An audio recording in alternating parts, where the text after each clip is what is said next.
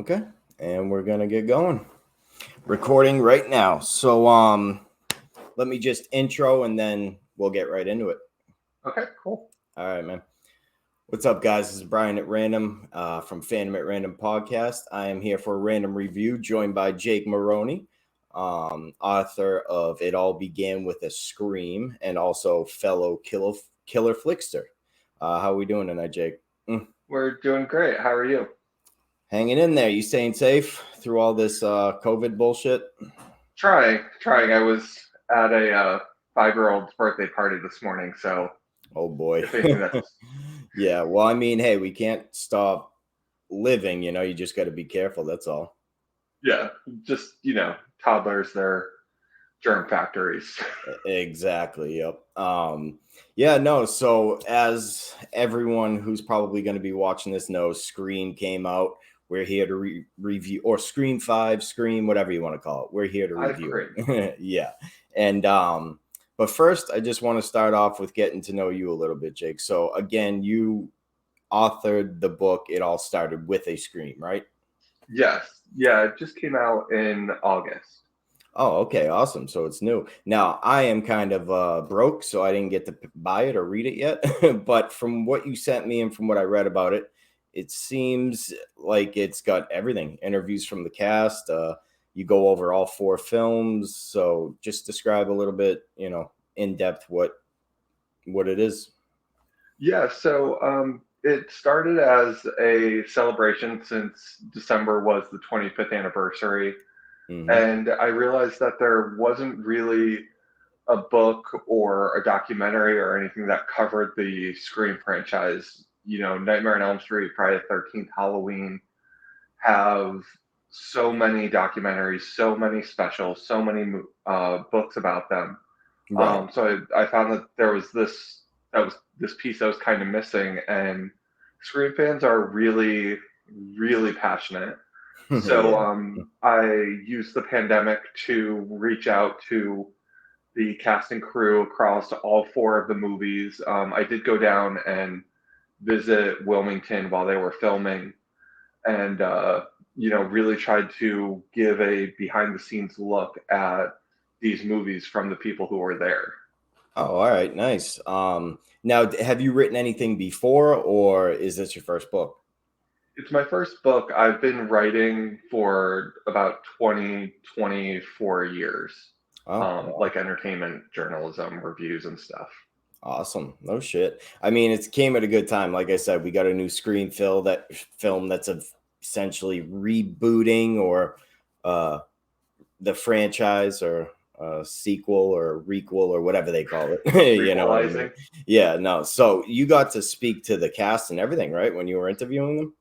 Yeah, there ended up being about 30 cast and crew members from the 4 movies. I spoke to um, like Leo Shriver, Rose McGowan, Nico Tortorella, Roger Jackson, who's the voice of Ghostface, Wow. um, Rory Culkin, Phil Pavel, Kelly Rutherford on the behind the scenes, Wes Craven's producing partner, Marion Maddalena, Kathy Conrad, Stuart Besser, Nick Massandrea, Patrick Lussier, who was the editor for the movies and has become a successful director in his own right, Julie Plec.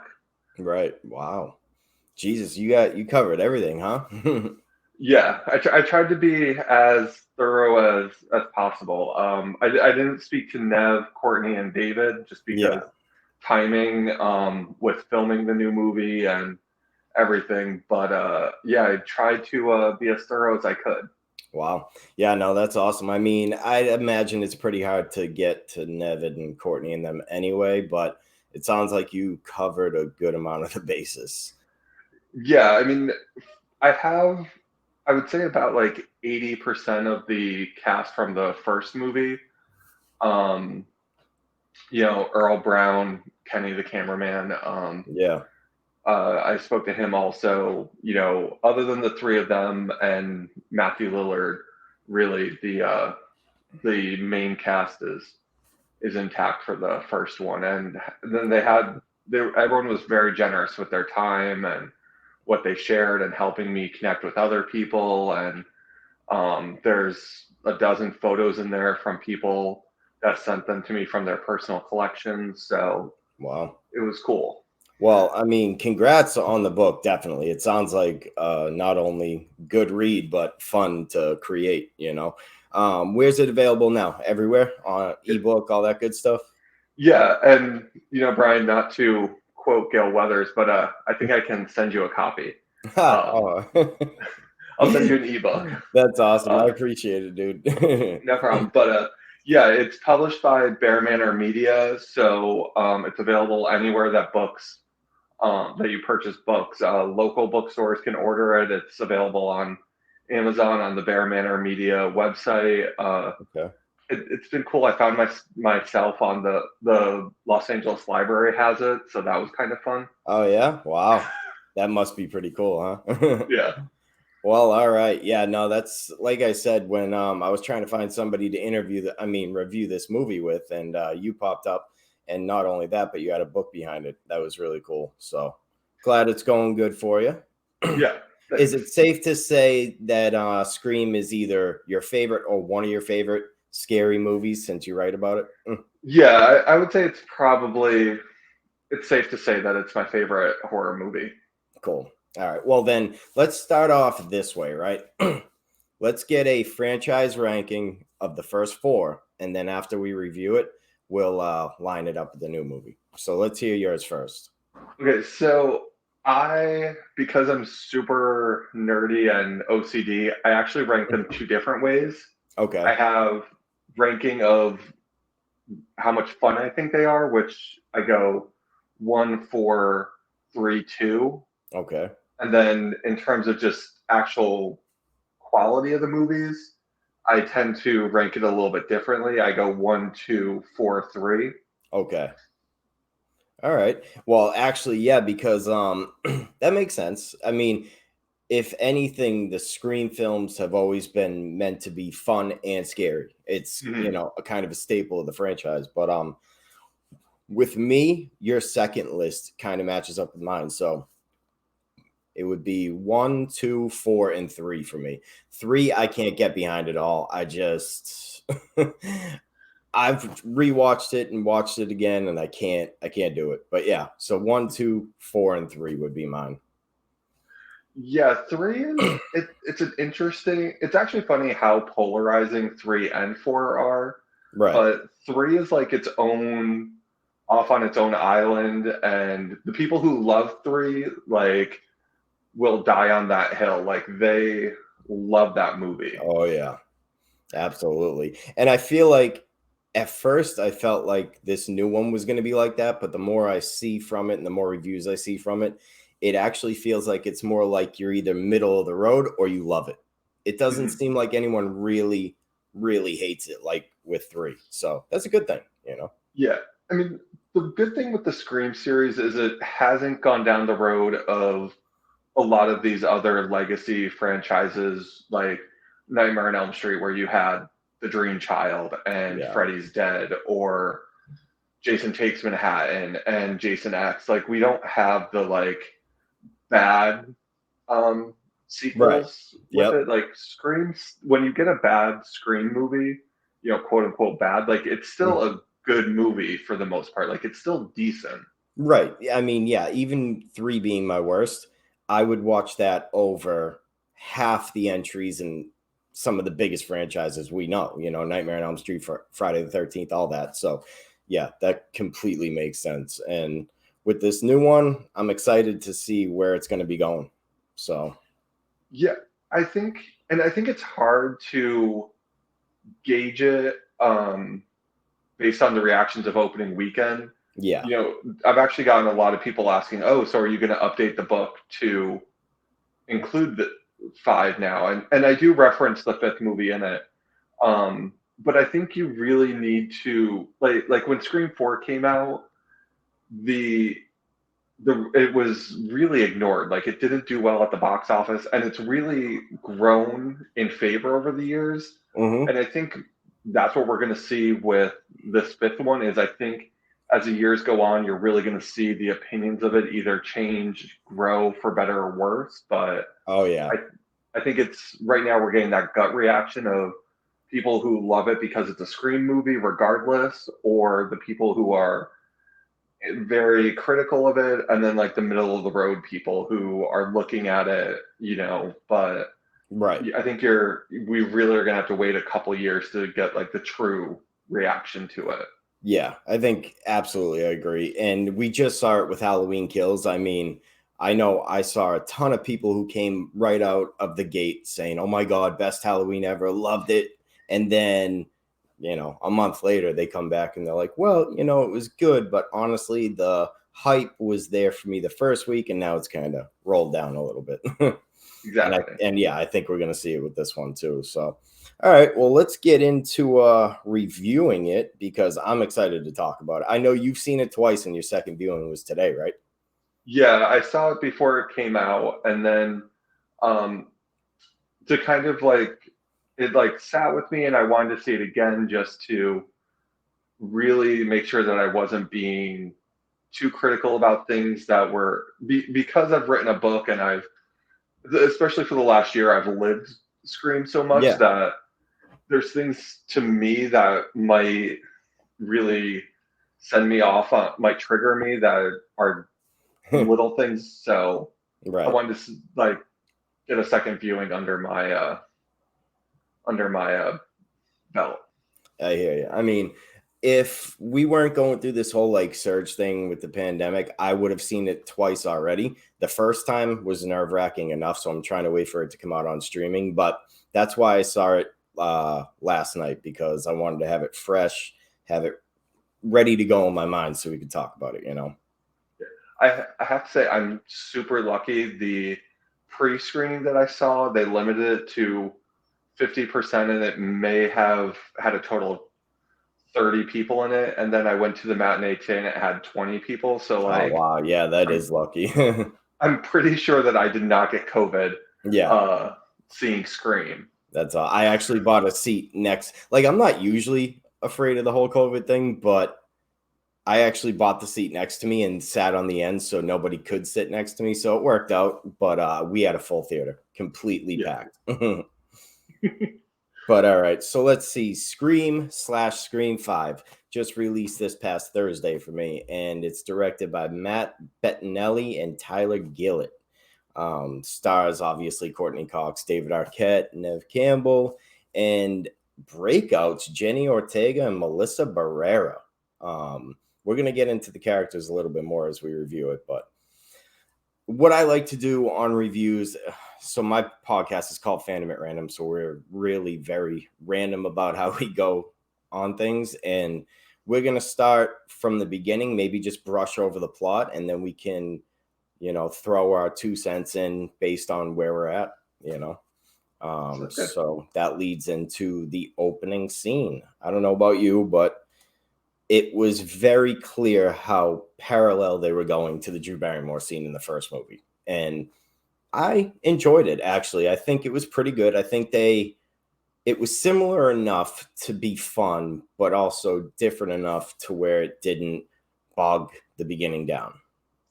Yeah, I honestly think that it may be the best opening since the first. Yeah, And like you said, we'll get into the characters and actors more later, but I think Jenna Ortega really sold that scene too. right. Similar to Drew Barrymore, like I think it was a really well crafted way to introduce the new film. Definitely. And I remember Jenna Ortega from The Babysitter, the sequel. And Hmm. and ever since I've been a fan of her. But you know, the other actress, Melissa Barrera, is really the breakout for me. But anyway, so we get this opening, we realize, okay, it's really similar to the first movie, and we kind of get a feeling of where it's going to be going from there because with Scream being as meta as it is, we kind of get that feeling of the requel or the C-boot, as I like to call it. But the most surprising thing was we find out that Tara lives, and it was meant to bring in Sam, and that's completely different from every other Scream. But I also think it was smart because when you get to the fifth movie in a series, you start to have your own rules. Mm-hmm. Dewey goes through the rules of a stab movie, and by having Tara live, it's breaking the rules of what you expect from a Scream movie because everyone up until then has died in their Yeah, opening scene. So I think that was actually smart of them to kind of change that up. definitely. And that's kind of how I knew, like, okay, we're breaking a lot of the rules now. We're keeping people alive. This scene is different. Let's see how much they branch off from the regular formula, you know? So, yeah, I mean, that leads into the movie. We get introduced to Sam and what's her boyfriend's name? Richie, I believe. Yeah. I don't know. So, okay, before we get into this, also, I should have said this before. I'm sorry. Heavy spoilers, very heavy spoilers. I debated on going spoiler free for this one, but we just can't. If we're going to talk about this movie and have fun with it, it's going to be spoiler heavy. So, keep that in mind. Sorry if you already got through the beginning. That's my fault. I'm going to post the tag on the YouTube video. But anyway, I don't know about you, but the second we met Richie, my mind just completely, okay, yep, he's the killer. There's just was no doubt in my mind. So I actually went into the movie having already pegged him as a killer because if you look at all the promotional, first they did 17 million promotional posters Yeah, for this movie. And if you look at Jack Quaid in all of them, he looks villainous or like angry in all of them instead of scared. And I was like, yeah, this is odd because like everyone else is looking like they're scared. So I'm like, I'm pretty sure going in that it's going to be him. But right. yeah, it didn't take long to kind of finger him uh, either. Yeah. Um, it just, and not only that, but I don't know about you, when movies have great actors or up and coming actors like Richie, sorry, I don't know all the cast members off the top of my head here. Jack Quaid. Jack Quaid, right. He was in The Boys, and he's one of the better up and coming actors right now. So I'm sitting there thinking, okay, they bring him into this movie, they introduce him, he's the boyfriend. It really just kind of made sense right from the get go, you know? Well, and also, I think we have to stop for a second to talk about the amazing. So I think overall that the film has way too many Easter eggs, but I Yes. think his Yeah. casting is the best Easter egg of them all. Going back to the first one when Dewey says that Sydney is a young Meg Ryan and Yeah. Meg Ryan is his mother. Oh, no shit. I didn't. He's the son Wow. of Meg Ryan and Dennis Quaid. So I like did that's not pick that up. I didn't even know that he was their son.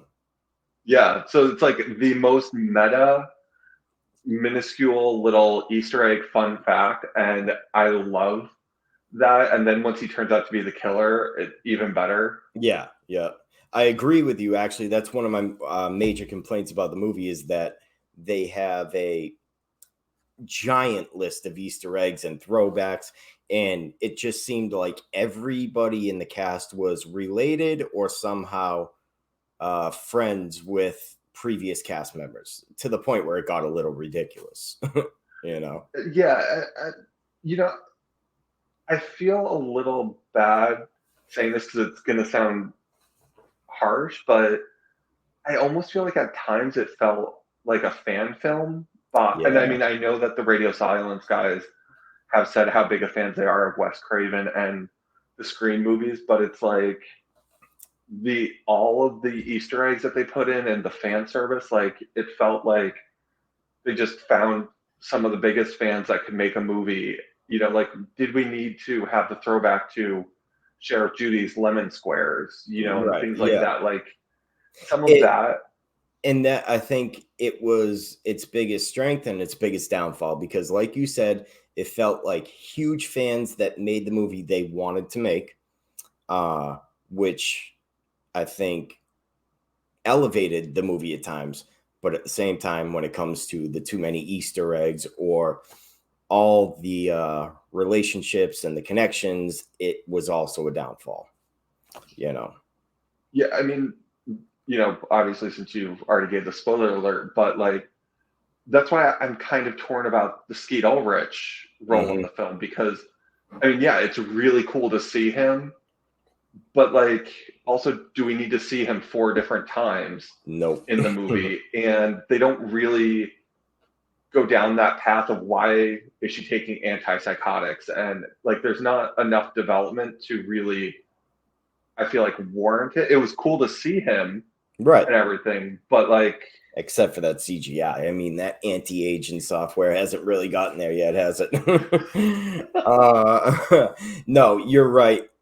But knowing she is Billy Loomis's daughter would have been enough for me. I don't think we needed to see his ghost in the background, like you said, 4 or 5 times. Although we got a cool scene at the end, which we'll talk about with his ghost, but it would have been enough. And then it's kind of like they just said, oh, well, Billy was a psycho, so she's a psycho, so she's on antipsychotics. That's it. End of story. We don't need to dig deeper into that. and I think it was also a way to try to half-heartedly throw the audience off like is she imagining this attack in the hospital and Yeah. things like that, but again like I feel like there's a 3-hour version of this movie that really delves into all of this and gives everything that we need, like the character development and everything that, maybe we'll get the extended cut, but I feel Right. like there was a lot that needed to be further explained or developed. Yeah, I think you're definitely right about, and that kind of leads me into my one of my other big complaints is that the second we get into the movie after the opening scene, the pacing feels like lightning speed. I don't know if that was just me, but the kills, the characters, everything felt like we were trying to really get through everything as fast as we could to get to the reveal that they wanted to happen. Yeah, I noticed watching it the second time, especially the conversation with Dewey and Gail felt really rushed. Yeah. Like Yep. they're at a death scene, like literally someone that they know just died, and they quickly jump into their, relationship issues. Like it didn't like it. You need to have a scene like that before what happened next, but like it just felt a little out of place and a little rushed that it would be done right there. Yeah, absolutely. And one example of, I mean, like I said, we didn't really get to know any of the characters who died in the first half of the movie, really. And one of them being Dylan Minnette, who was in 13 Reasons Why and a bunch of other movies. He's a great actor. Mm. And honestly, I expected him to have a bigger part in the movie and just showcase his talent a little bit. But by the time he died, I didn't care at all. I care more about Judy Hicks, and that's because we got her in 4 and actually got a little bit of her personality, got to know her, and that it was a little shocking. But it was cool that his name was Wes. That was a cool Wes Craven throwback. But other than that, he died. I'm just like, okay. But that's just one example, you know. Yeah. Um, and again, all the other characters that died in the first half of the movie, I think you could say the same thing about. Two standouts for me, besides the lead, obviously, were the twins. They were great for most of the movie, but by the end, I almost had enough of them. I was like, okay, here we go. It's too much Randiness for me, and Randy is amazing. Yeah, I think, well, and I think that Mindy, I think Jasmine Savoy did really well in the role, but I think they made Mindy much more aggressive Yeah. than Randy was, especially like with the basement scene and everything. You're kind of like, okay, Mindy, like maybe you need a Xanax, maybe you need to just calm down, like, Yeah. you She know, was they tried to play her off as high and relaxed all the time, but at the same time, she was the one who's like, okay, the rules have been one upped over and over. And now there's a rule for every single thing. And I need to remind you about it every 2 minutes in the movie. Yeah. Yeah. Well, and also it almost seemed like she was excited about it when things happened. Yeah. And I know Like, they wanted to play it off that way, but it kind of felt off to me. yeah, like they're still your friend, especially because she didn't end up being the killer. Like, Yeah. these are your friends, and like at the beginning when they're like, she didn't die, and she's like, well, there's still time. And it's like, okay, that's your friend you're talking about that you've known forever, and you're basically wishing her death. Absolutely. Yeah. The first couple comments, I'm like, okay, I can roll with that. But after a while, you're just like, all right, either this girl is the killer and completely shut off from emotion, or they're just going a little heavy handed on it. And and I think that's actually a good way to explain the script in general. I think is Yes. they went a little heavy-handed with a lot. Like, there were no Almost everything. surprises. Everything was kind of telegraphed ahead of time. Yep. The references, Mindy, like it, All the it way up to definitely the was not a subtle script. No, all the way up to the couch scene with Mindy laying on the couch and Ghostface coming up behind. I'm like, really? They even knowing she's going to be like, oh, I need to look behind me. I'm like, we didn't need that scene. Like, we didn't need that complete reenactment of a great scene that we have already seen in the first one. And the reason it worked in the first one is because you had Jamie Kennedy as Randy playing the role, saying, Jamie, look behind you. Like, Right. Yeah. it doesn't have the same. It didn't have the same effect. But other than that, okay, so we're talking about the characters. Dude, Kyle Gallner from The Haunting of Connecticut from Nightmare on Elm Street. They had major talent potential with this kid, and he was wiped out. What was he in the movie for 10 minutes before he got wiped out? And he played this slick, greasy douchebag, and that was it. Yeah, there was nothing. There was, again, what was the whole connection other than like he worked with them for a I, summer? Like, I thought he was the one they said was related to Stu in some way, but then as I was looking it up, I don't think that's the case. no, they did say that he was Stu's nephew. Okay, it was. It was, Um, and this leads up into what we were talking about. He was there to be a connection to Stu when there didn't need to be a connection to Stu. It was just an yeah, Easter egg for the sake of being an Easter egg, you know? yeah. I mean, the girls had both been attacked by then. They had established that there was the connection with Billy. Like, you didn't really need that. Right. And there was like a little bit of a connection with Liv, um, the girlfriend, but like they didn't develop it, so you don't really. He was cannon fodder, to say the Yeah, least. And it's not even like they saved him for a good kill. It was he was taking a piss. He took one jab to the neck, and the scene was over. yeah.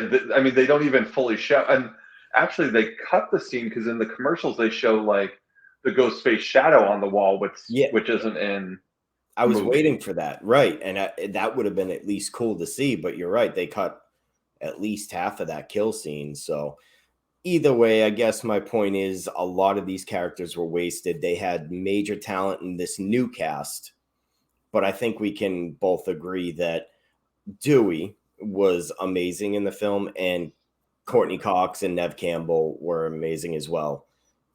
So the legacy characters were great. The newer characters, besides the lead, was meh. So the one thing I'll say from seeing it the second time, Liv, the girlfriend, I really enjoy her, um, and I enjoyed her more the second time too. Right. She wasn't given much to do still, but also I feel that way about Gail. Like, they Yeah. really didn't do much with Gail. Like, Dewey, like, what he felt very organic to the story, the way they brought him in, and David Arquette did a really good job, with everything. And Nev, she shined basically the whole third act. Right. But Courtney, like, there just wasn't that much for Gail to do. Like, she got shot and then was out for half of the third act. Yeah, and I mean, got shot in the gut, one of the slowest, deadliest, most painful wounds you can have. But she's just walking around like she got kicked in the rib or something, by the way. But no, I think besides Dewey, Nev and Courtney did a great job, but they were just there to be there at the end. Mhm. Uh, I really think they could have made an appearance really quickly and left the movie and left the new cast to deal with the end, and it maybe would have even been better for the movie. I have a feeling that this is probably the last time that we're going to see Gale. Right? Yeah. I could see them maybe bringing Nev back one more time, but there's really there's really nothing left for Gale. No. I say that also with the campaign that I've been trying to get them to do a streaming version, a spin-off of Gale, doing like Yeah. a Murder She Wrote type of Hmm. Haunted at Bly Manor type thing where she's investigating murders each season. Oh yeah, I'd Uh, be up for that. yeah, right? Like, how amazing would it be to like have old school Gale with her, revitalizing her tarnished brand as they call it, Right. and doing like season long arcs where she's investigating these serial killers and stuff. That would be amazing. Yeah. But I don't think she'll be back in a Scream movie. No, I think you're right. I think this was kind of a write-off for Dewey, especially, and Gail Weathers and Nev Campbell as Sydney. If she makes an appearance again, will be very small. I don't know if I can see her coming back. But all right, let's lead that into the kills. Then we can kind of get through the middle of the movie, and then we'll get to the reveal. But obviously, the major kill, Dewey. I don't know about you, the emotion felt very light for me considering Dewey was getting butchered on screen. So I think for me, because as soon as he stepped off that elevator, you knew what was going to happen. Right. It I was kind of prepared, so it didn't hit me as much as I was expecting it to. Yeah. If you see, yeah, when you put it that way, I guess that could be me too. I think I knew Dewey was going to die before even going into this movie. Mhm. So seeing him get off the elevator and kind of expecting it might have impacted the feeling for me a little bit. But either way, I think it was a good scene. I think it was a good send off for Dewey for sure. Yeah, I mean, they definitely tried to give him a hero's send off. I mean, they even said it was an honor to kill him. Yeah. So Yeah. Right. I want people to say that when I die. Like, if Yeah, someone does kill me, like, exactly. And they did a good job because at the beginning of the movie, I mean, he's washed up, he's living in a trailer. He didn't have much going for him, I guess you could say. So it was kind of like his purpose. He was there to, protect the people one last time, and now he got a send off, and now it's up to the new blood to take over. yeah. Which I thought would have been Judy Hicks, but apparently no. she got sliced and diced pretty early on in the movie. The thing I loved about Judy's scene was when she gets a call from Ghostface. I don't know if you noticed it, but they kept calling her Judy. Like they kept like really like the way they said her name, that Roger said her name Yeah, was like it was like he kept enunciating the second syllable instead of the first.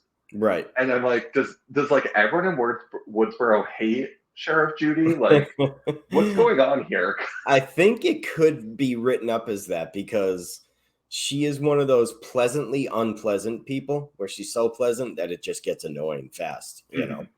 Uh but yeah, that kill shocked me a lot.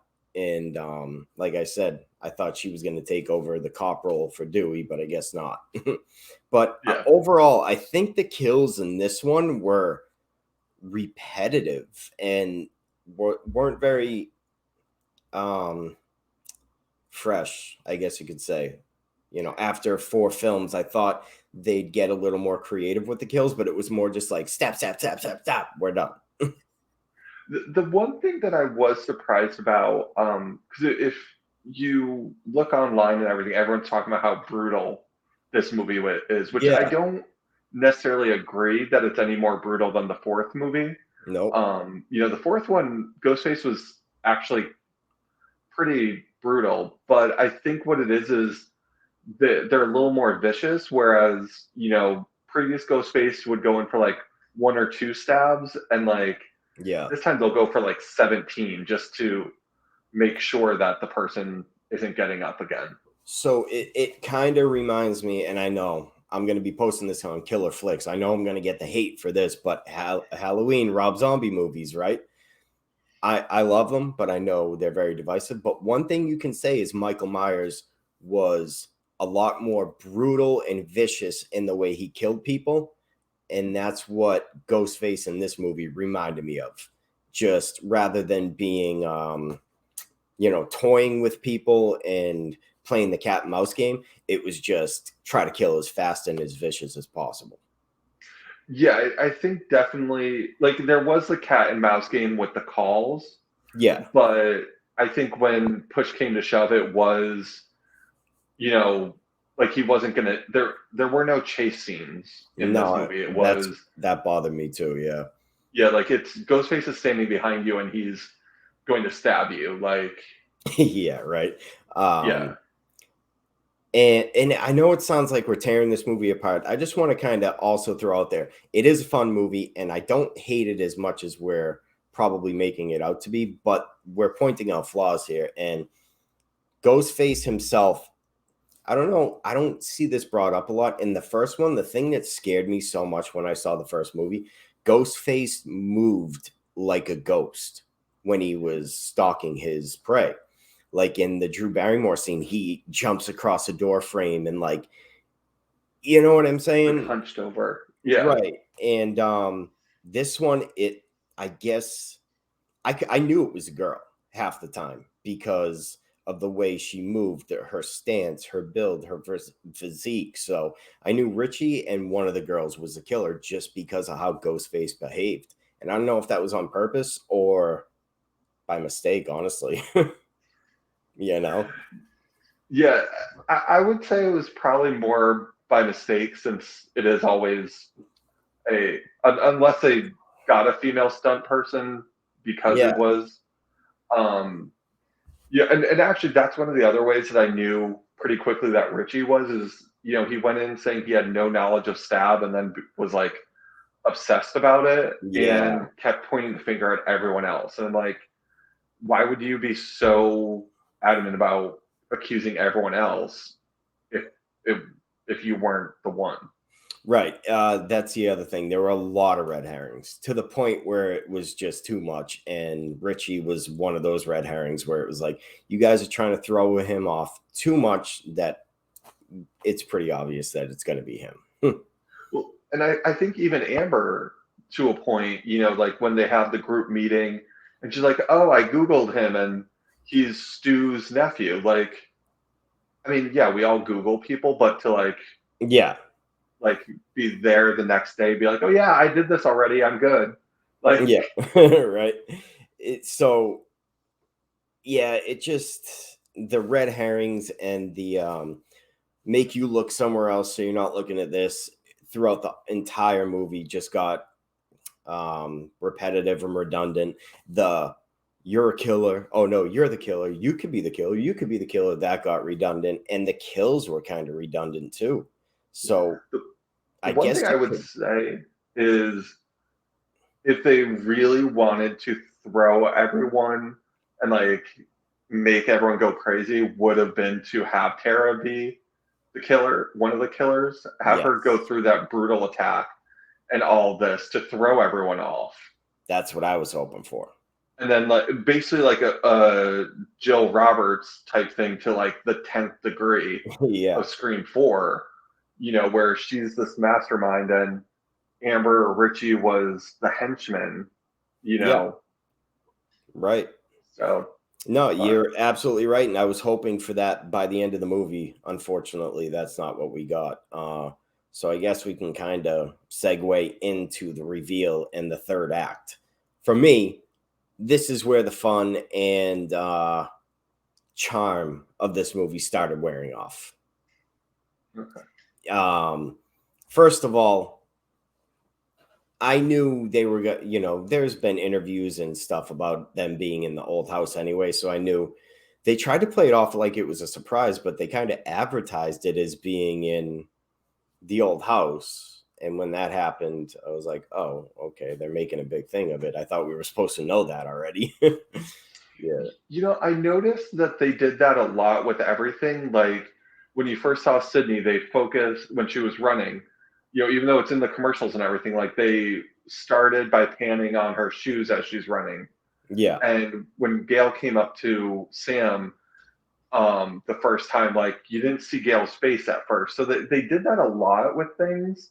I don't know, I would have to go back. I saw Ready or Not on a plane like 2 years ago. Yeah. So I would probably have to go back and see if that's like one of their trademarks or not. But it seemed and they did the same with the movie where it was like the house where you didn't see the full establishing shot. You just kind of saw a little bit of the doorway, so you didn't quite know where it was, even though we all knew. Yeah, exactly. Uh yeah. And I mean it was cool to be in the old place, but again, it was the fandom and the fans making the movie that was really heavy-handed. But So can I just get really nitpicky that it bothered me that it's the house, but it's not because the whole upstairs, like you had that big chase in the yeah. first movie where it's like you went up half a stair and that Sydney went like down a half flight of stairs Yep. and Ghostface came from the other side. They completely took that out of the structure somehow for the house in this movie. And I know it's the like most minute, littlest thing, but Right. that's like one of the best parts of the first movie for me. So it really kind of bothered me that it's like just a regular landing there. So No, yeah, I hear you. And I mean, us horror fans, and kind of the moral of this movie is that we're really hardcore when we love these franchises, and nitpicking something like that, I don't think is out of bounds, because like you said, it was one of the better scenes in the first movie. So yeah, I noticed it too. Uh, but yeah, then I started feeling like the end of this movie I have seen before. Between the surprise stab from Richie and everything else, it just felt like we were it. It almost felt borderline a reenactment of the end of the first film, which is I know what they were kind of going for, but at the same time, it felt like it was executed poorly, to say the least. yeah, like the whole let's reveal our plot thing that is almost like a beat for beat reenactment. Yeah, I didn't necessarily love that part of the third act, but when they move on from that, from the time that they go to grab Tara out of the closet and it like kind of changes again to be something new, I did enjoy that. I thought that yeah, was fun. yeah. It was fun, and like I said, like you said, they kind of caught themselves and got it back, and then by the end with Sam and her ending. I'll just say for now because we'll get into it, but they got it back, and I think the dead end of the film was amazing. But yeah, overall, the reveal that they're fans that met on Reddit. Oh, and actually, let's get into Amber first because I will say I knew it was a girl on the other end. I did not expect it to be Amber. Did you? I I did figure it out before the reveal. Okay, yeah. I There was a couple times where I was like, it's Amber, and then I was like, maybe it's not Amber, but I'm pretty sure it's going to be. Mm-hmm. Um, the scene where she comes out of the house to Sydney and Gail and is like, "Oh my god, I was just at," like that was pretty good though. Where they're just so over it at this point. They're like, Yeah. "Trap, yeah, I don't buy it." Like No. they're not here to play. They've been here before. They're done. I And thought then that was good. Amber's just like, fuck it, boom, and shoots Gail right. I like that. And I liked how Sydney was on the phone with Ghostface earlier in the movie. And he's like, I'm gonna gut, and she's like, I'm bored. Hangs the phone up right Yeah, away. That killed me. That was good. You could tell that the directors got it. Like, okay, we've heard this all before. These legacy characters are gonna be sick of it. They're not gonna have it. So scenes like that were definitely a highlight, especially in the end of the movie. But Yeah, I Amber, think we needed more of them, though. I think you're right. I think we needed more throughout the movie instead of just at the end. Again, it was like they brought Courtney Cox and Nev Campbell back just for the end of the movie for the same house for the recreation effect, I guess. And it felt weird. Yeah. But Amber surprised me. What I didn't know and what I thought was really familiar when she gets lit on fire, it was amazing. First of all, second of all, it's because she's in Once Upon a Time. Once Upon a Time in Hollywood. Once Upon a Time in Hollywood, and she's the one that gets lit on fire and does all the crazy tweaky movements. And now it makes complete sense to me.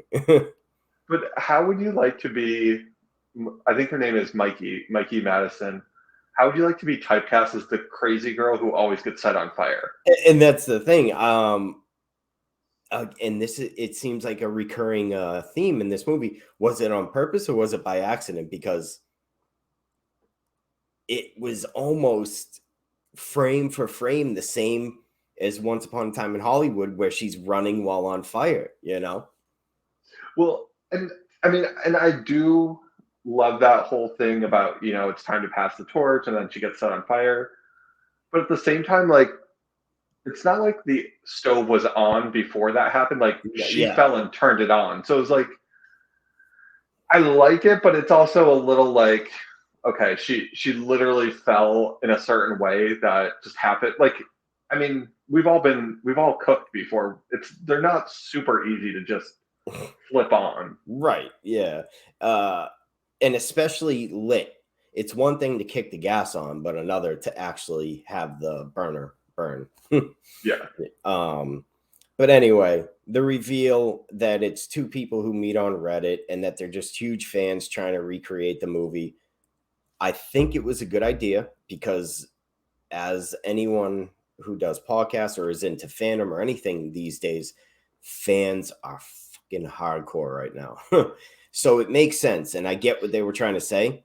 Something about it didn't land for me, though. It was either the fact that they met on Reddit or it was just a random meeting. It didn't have any connection whatsoever to any of the characters of the original film. So it felt really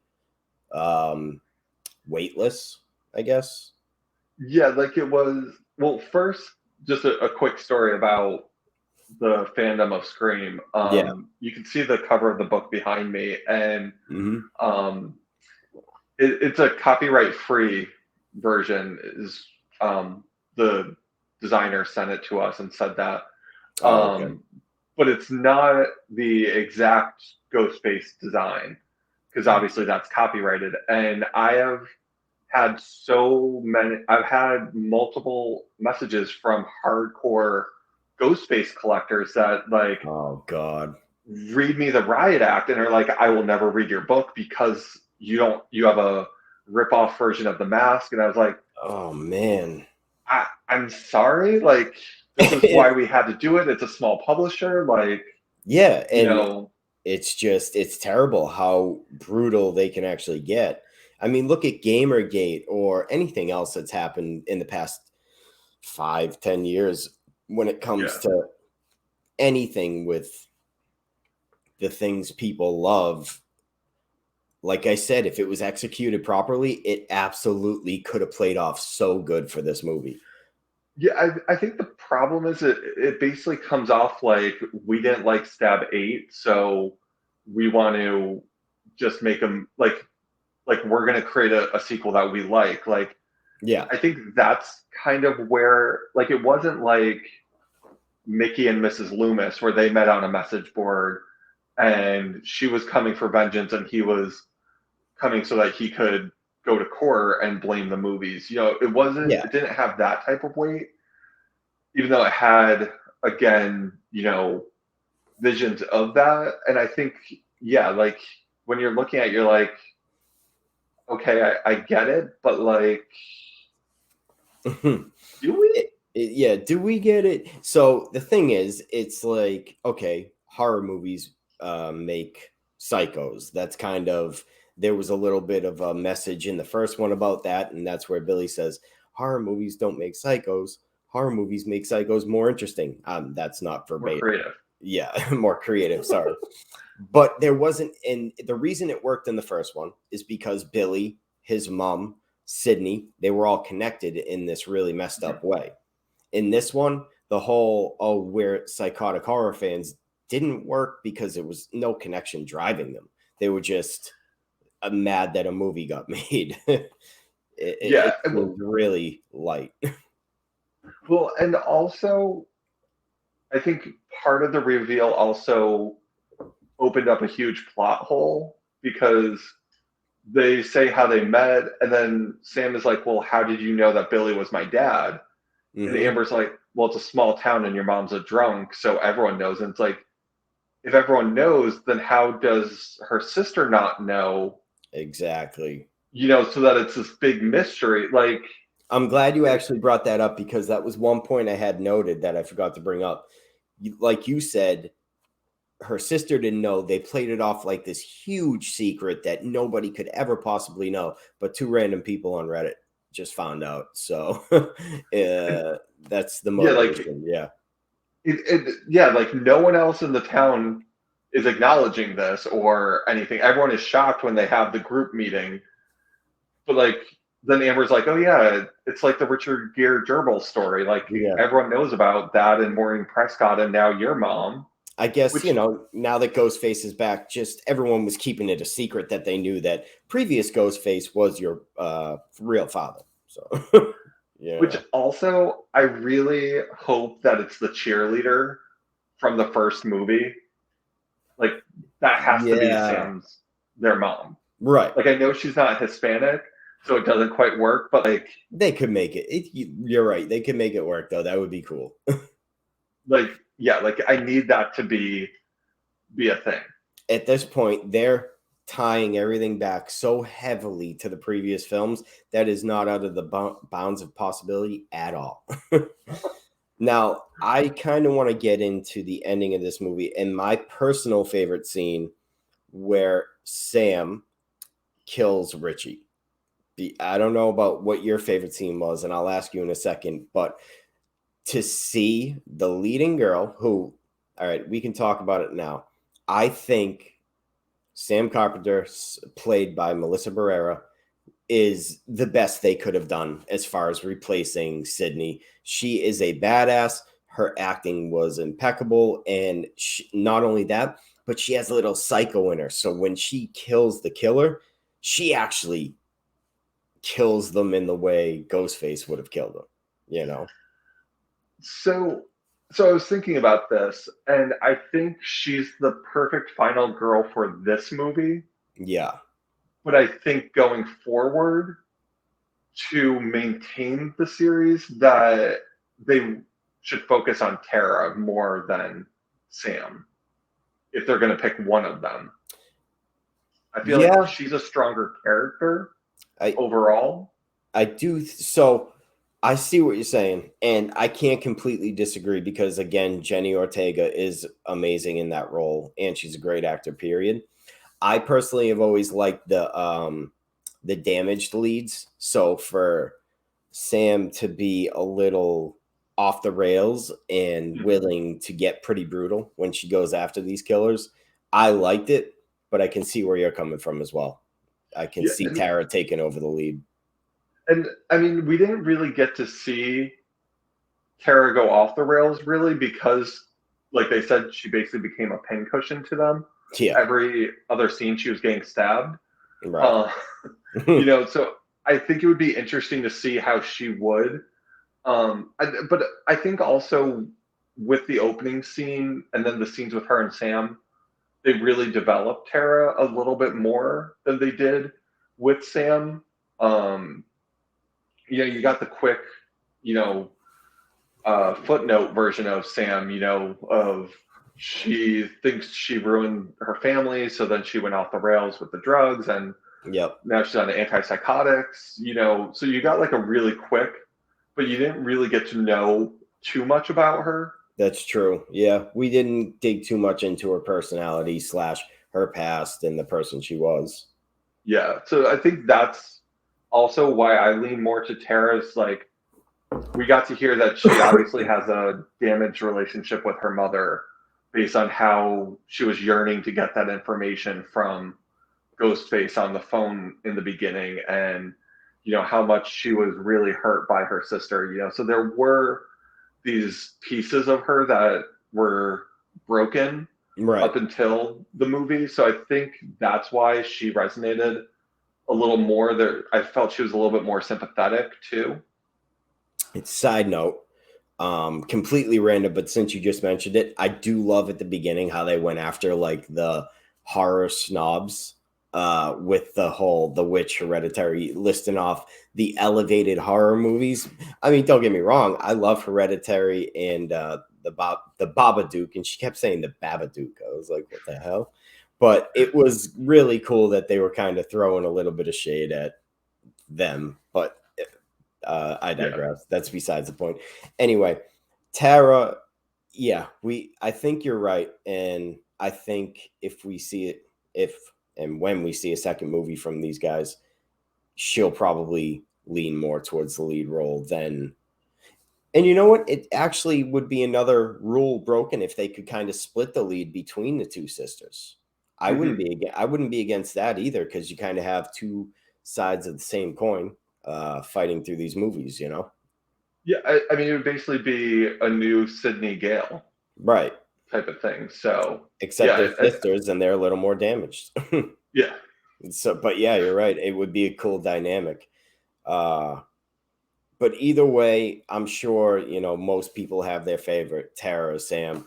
But yeah, overall, oh, and one more note. I think they should have ended the movie with lighting the Stu's house on fire with Amber running around in flames. I think yeah, that would have been a good way to send off the end of the film. I get it. They wanted that last shot zooming out over the mountains with the house in the middle in the foreground. But I think it would have been cool if they lit the house on fire. Not only that, it would have added a little depth and like tension to the end where everyone's kind of trying to rush out to get out of the fire. yeah. So So yeah. going back one step, because you had mentioned Halloween Kills.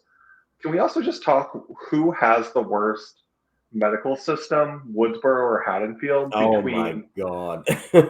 between the Scream 4 and Scream 5 now, these last two movies, Yep. if I was to ever go to Woodsboro, I would never step in that hospital. No, God, Like, no. and And then not only like, that, I don't know if you noticed, but the EMTs at the end, it was clear that they had like the magnetic strips on the side of the van that said EMT or whatever. They oh just no, had, I didn't notice that. and to add on to the hospital part, it just seems really bad. So you're right. But I'd have to vote after Halloween Kills, probably Halloween. Yeah, I mean, And like, let's be real, how Michael Myers was released in the hospital to kill everybody in part two. So yeah. But I was just watching this, but I was just like, what is with these hospital systems in these movies in the last few months? But right, I did yeah. like that Tara's like, can you take me to a different hospital this time? Like, I don't want to go back there. Yeah, sorry. That was a good thing about Richie. Some of his one-liners, like "take you back to the place where everyone's getting murdered and stabbed." No, thank you. And there were a couple good parts of that. But you're right. I think as horror fans, I think we kind of overlook the fact that hospitals and doctors and psychiatrists are lacking completely Yeah. in most of these movies. I mean, it could also be because I just rewatched Wes Craven's New Nightmare and how inept those doctors are in that Yeah. also. But, Yep. you know, I was just watching this and I'm like, these would these scenes in the hospitals, Alison Brie got killed in the parking lot of the hospital and then thrown off. Yep. Like, and now this happens, like, Yeah. Was there a rough. reason for the hospital to have a whole floor shut down like that? They, they didn't say, they just said that it was a vacant And they don't have floor. like, I know I was in a hospital one time last year and they had a code gray, which meant somebody was just getting like rowdy. They damn near had that whole fucking wing shut down and nobody could get out within a matter of like a half an hour. So you're trying to tell me Ghostface is roaming around the Woodsboro Hospital and nobody can get him on the way out? I guess you could explain it away, but probably not. You're right. Yeah. So because basically Amber went from that to like throwing a party together in a few hours.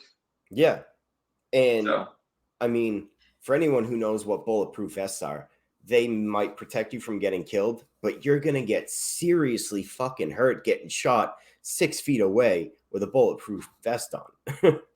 and we learned that in Scream 4 when Deputy Judy had her vest on, wear a vest, save your chest, and then she passes out Right, from from the it. pain. Yeah, and Yeah. Amber's just kind of walking up and down basement stairs and carrying beer bottles like nothing ever touched her. Well, and that's one thing I noticed on the second viewing is that Ghostface seems a lot stronger Mm-hmm. in this, which I found a little surprising. Actually, so you're right. And one thing I noticed is they really accentuate the fact that she has to use the two-handed Mhm. method.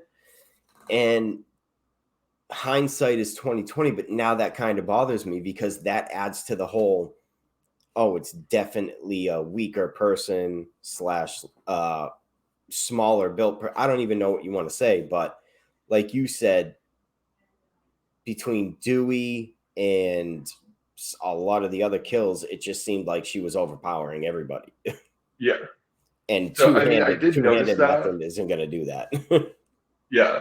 Like I definitely noticed that they were doing the two hands a Yeah. lot with this, but it did, like you said, they were definitely overpowering a lot of people that Amber shouldn't have. Yeah. Even being as clumsy as Ghostface is, which we all know, every Scream, Ghostface is always just a regular person. He's not some spiritual entity or like Michael Myers, where it could be a phantom type thing. No, it's just a regular person. So they're always clumsy. But yeah, if it was Amber most of the time, it doesn't make sense how she got to jump on a lot of these people. And going back to the end, for some reason I don't know why, but when Gail and Sydney both pick up Amber and throw her in the kitchen across the like island, Yeah. that might be one of my favorite moments. And I It don't know why, because it's I like the littlest thing.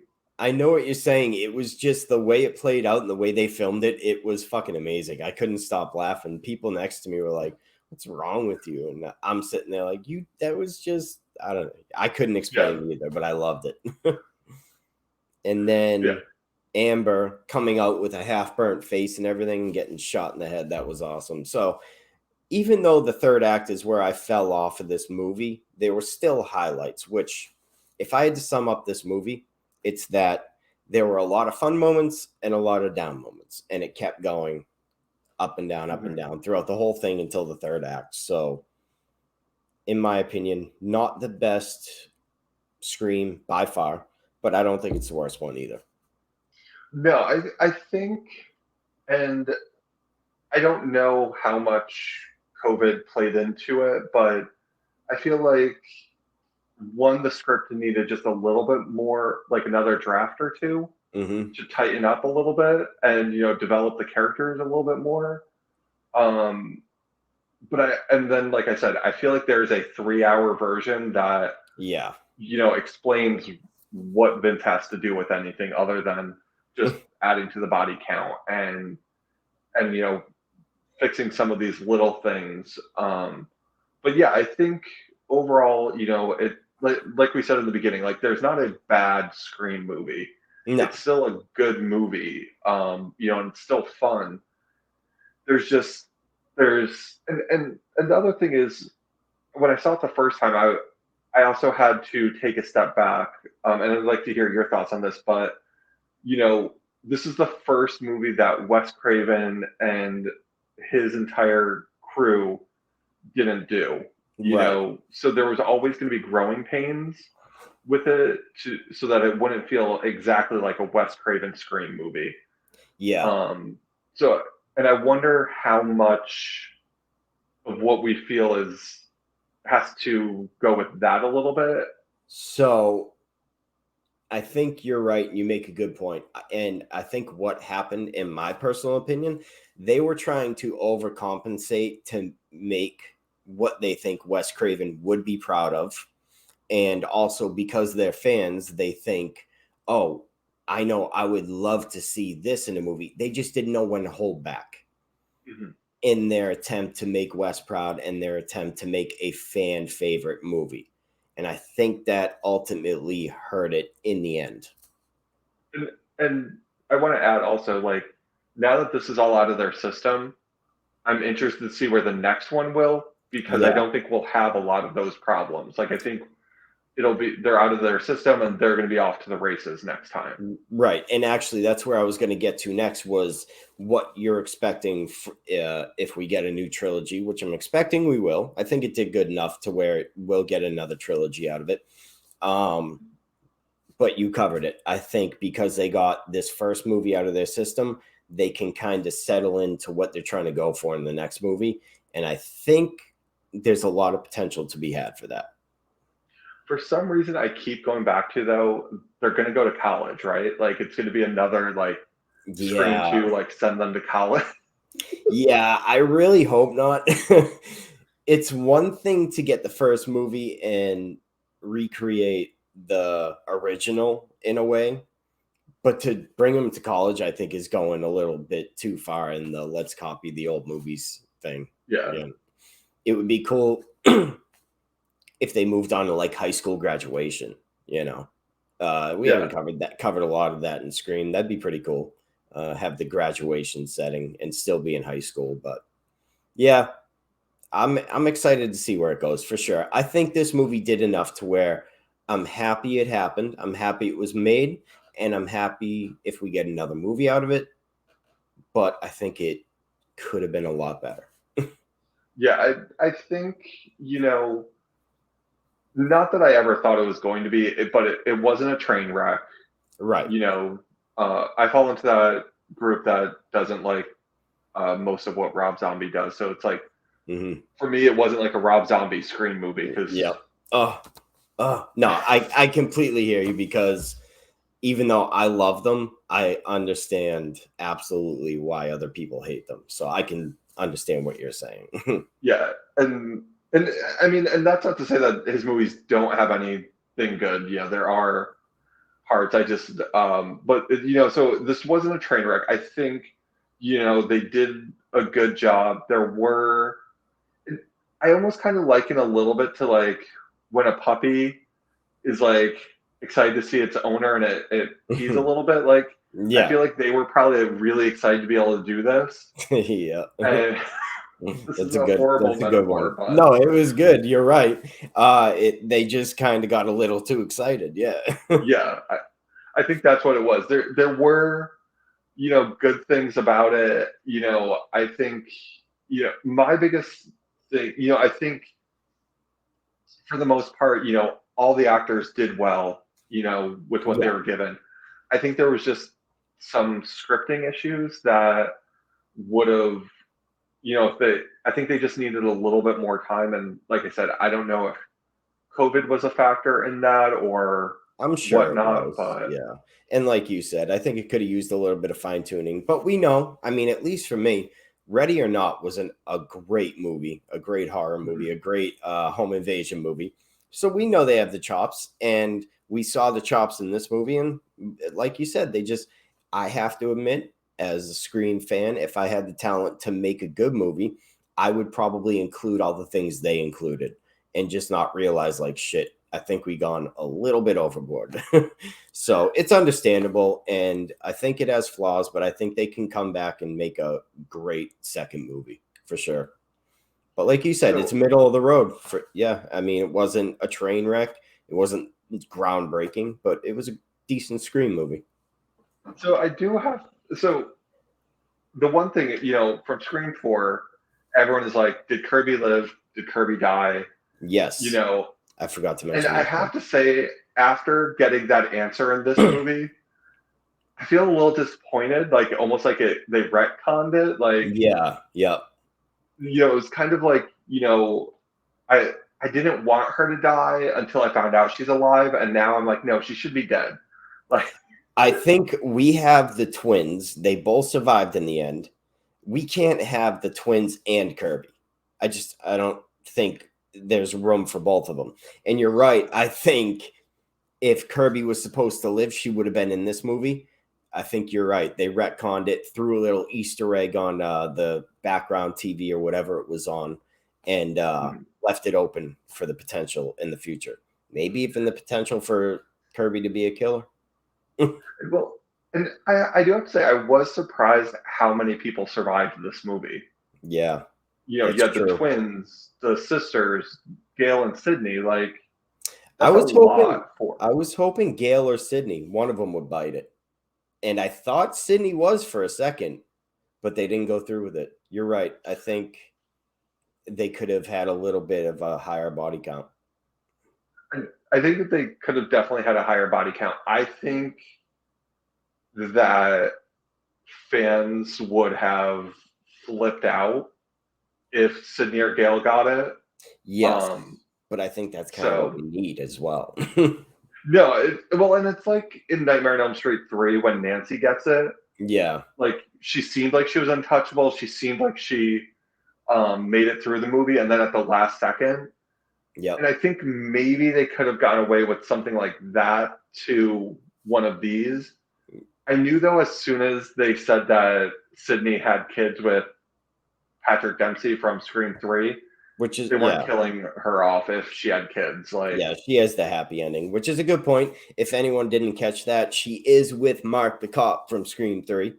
I didn't catch that the first time around, but that's pretty cool. But yeah, she has the happy ending. So unfortunately, I mean, not that I want Sydney to die, but I think I think it would add to the shock factor. Like if they took Dewey and Sydney or Gale out, I would have been like, oh shit, they have balls. But either way, they still took Dewey out. So yeah, I think a lot of people going in kind of expected that Dewey would, yeah. probably because you can't have all three of them continue to Or gets survive.